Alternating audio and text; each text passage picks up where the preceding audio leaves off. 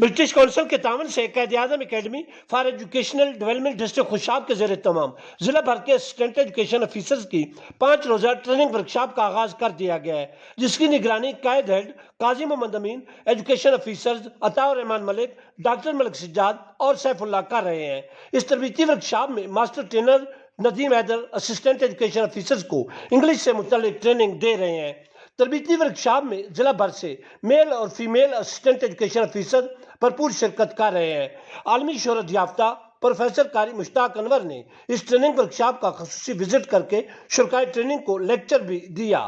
انہوں نے کہا کہ ایسی تربیتی نشستوں کے انعقاد سے افیسرز کی صلاحیتوں کو مزید جلا ملتی ہے اور وہ ان سے استفادہ حاصل کر کے فیلڈ میں اپنے سٹاف کو بخوبی مستفید کر سکتے ہیں۔ ٹریننگ حاصل کرنے والے آفیسر ملک امتیاز نسیم کا کہنا تھا کہ حکومت کی طرف سے وقتاً فوقتاً آفیسرز، ہیڈ ماسٹرز اور ٹیچرز کی تربیتی ورکشاپس کا انعقاد ایک مستحسن اقدام ہے، جس سے شعبہ تعلیم کے فروغ میں مدد ملتی ہے۔